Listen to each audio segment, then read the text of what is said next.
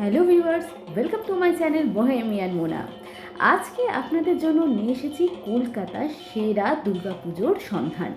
প্রথমেই আপনাদের নিয়ে যাব দক্ষিণ কলকাতার কেন্দুয়া শান্তি সংঘে। এখানকার থিম নিগুড়ো। এক রাস অন্ধকারের মধ্যে দিয়ে সন্ধান পেলাম কিছু আলোর।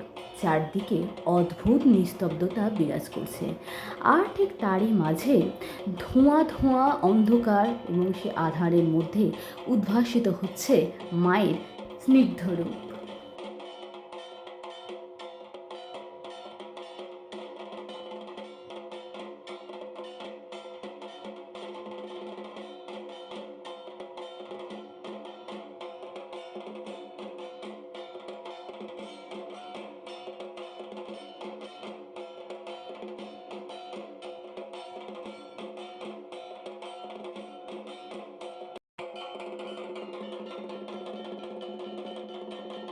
এক অদ্ভুত প্রশান্তি ঘিরে আছে পুরো মণ্ডপ জুড়ে।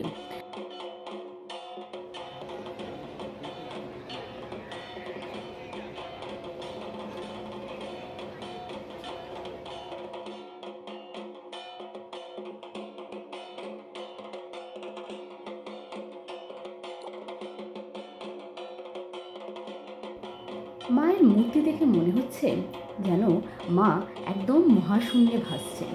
চারপাশে মেঘ, চারপাশে ধোঁয়াশা, ওনার পায়ের তলায় অসুরের মাথা, আর চারপাশে চার ছেলে মেয়ে।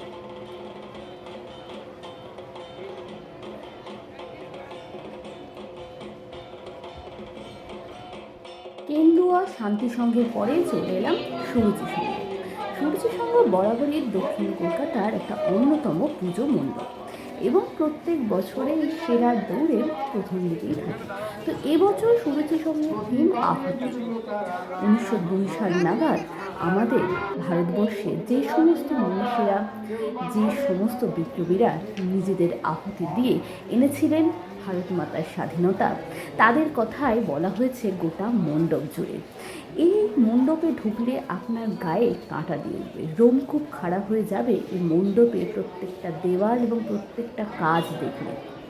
দেওয়ালের ওপরে বুলেটের দাগ মনে করিয়ে দেয় সেই সময়ের কথা, যখন ইংরেজ সরকার অকথ্য ভাষায় অত্যাচার করত প্রত্যেক ভারতবাসীর উপরে, অত্যাচার করত ভারত মাতার স্বাধীনতা সংগ্রামের বিপ্লবীদের ওপরে। গোটা মণ্ডপ জুড়ে রয়েছে প্রীতিলতা ওয়াদ্দেদার, সূর্য সেন, প্রফুল্ল চাকির মতো অসংখ্য বিপ্লবীর স্বাধীনতা সংগ্রামের ইতিহাস। জননী জন্মভূমিশ্চ স্বর্গাদপি গরীয়সী। দেশমাতৃকার মধ্যে মাকে দেখেছিলেন এই দেশের হাজার হাজার বীর সন্তান। পালাবার উপায় না দেখে পিস্তলের নল নিজের দিকে ঘুরিয়ে দিয়েছেন প্রফুল্ল চাকি। আলিপুর বোমা মামলায় উত্তাল দেশ, বিশ্বাসঘাতকতার চরম শাস্তিস্বরূপ কানাইডারের বুলেট বিদ্ধে রাজসাক্ষী নরেন গোসাইয়ের বুকে। স্বাধীনতা সংগ্রামীদের আক্রমণে মারা যাচ্ছেন অত্যাচারী ডগলাস, আহত হচ্ছেন বোরলাট হাজিজ। বালক ক্ষুদিরাম বসু হাসি মুখে গলায় পড়ছেন ফাঁসির দড়ি। মাস্টারদা সূর্য সেনের নেতৃত্বে চট্টগ্রামের দখল নিচ্ছে গরিলা ফৌজ। গঠন হচ্ছে স্বাধীন ত্রাম্রলিপ্ত সরকার। মুক্তির মন্দির সোপানতলে প্রাণ দিলেন যারা, তাদেরকে মনে রেখে এবছর সুরুচি সংঘের মণ্ডপ ভাবনা আহুতি।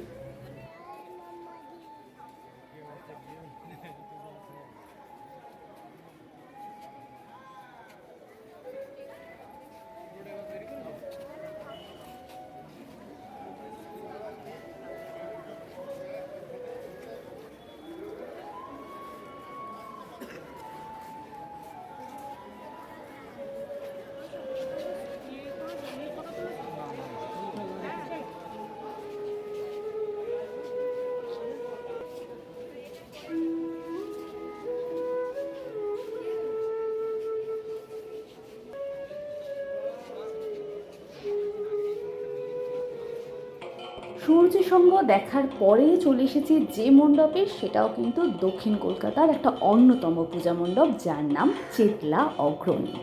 চেতলা অগ্রণীর এই বছরের থিম অমৃত কুম্ভের সন্ধানে। মণ্ডপের ভিতরে প্রবেশ করছি, এখন দেখব যে অমৃত কুম্ভ কোথায় আছে। গোটা মণ্ডপ জুড়ে রয়েছে বাসুকী নাগের প্রতিকৃতি, মাঝে শিবলিঙ্গ এবং তাকে ঘিরে বাসুকী নাগ, আর সেই বাসুকী নাগকে ঘিরেই রচিত হয়েছিল এক কাজের দেবতা এবং দানবের মধ্যে অমৃত কুম্ভের সন্ধান। গত বছর চেতলাগ্রণীর থিম ছিল গঙ্গা দূষণ। একদম মণ্ডপের মধ্যখান দিয়ে প্রবাহিত হচ্ছিল গঙ্গা এবং তাকে ঘিরেই রচিত হয়েছিল পুরো মণ্ডপের কারুকার্য। এইবারেও কিন্তু মণ্ডপের একদম মধ্যখানে রয়েছে জলের আধার গঙ্গা এবং তাকে ঘিরে পুরো মণ্ডপটাকে তৈরি করা হয়েছে। মণ্ডপের এক পাশে শঙ্খধ্বনি দিচ্ছেন আর অন্য পাশে চলছে বাজনার কাজ, চলছে ঢাক, কর্তাল, ডমরু বাজানো। আর সেখান দিয়ে এই যে দেখুন মণ্ডপে প্রবেশ করছি, উপরে রয়েছে অসংখ্য ঘণ্টা। এতক্ষণ দেখলাম বাইরের চিত্রটা, এবারে আপনাদের দেখাবো যে ভিতরের চিত্রটা, কারণ ভিতরেই সেই দেবতা এবং দানবদের যে সংঘাত সেটা তুলে ধরা হয়েছে। ওই যে দেখুন কতগুলো হচ্ছে কাঠের টুকরো, যেগুলোকে হাতের আকারে প্রকাশ করা হয়েছে এবং সেই হাত বাড়িয়ে দেবতারা অমৃত চাইছেন, অমৃত কুম্ভকে চাইছেন। এই যে সেই হাতগুলো, এবং চারপাশে রয়েছে বাসুকী নাগ এবং বাসুকী নাগের মতো অসংখ্য সাপের প্রতিকৃতি। আর অদূরে দেখা যাচ্ছে মা মহামায়ার ছবি। মা মহামায়া এখানে বড্ড সুন্দর। এই যে দেখুন দেবতা দানব সব মিলেমিশে একাকার, এবং উপরে রয়েছে অসংখ্য চক্ষু, মানে সবাই তাকিয়ে আছেন সেই কুম্ভের দিকে, সেটাকেই হয়তো এখানে বোঝানোর চেষ্টা করা হয়েছে। এবং পুরো সমুদ্র মন্থনের যে ছবি সেটা উঠেছে পুরো মণ্ডপ জুড়ে, একদম তুলে ধরা হয়েছে পুরো মণ্ডপ জুড়ে।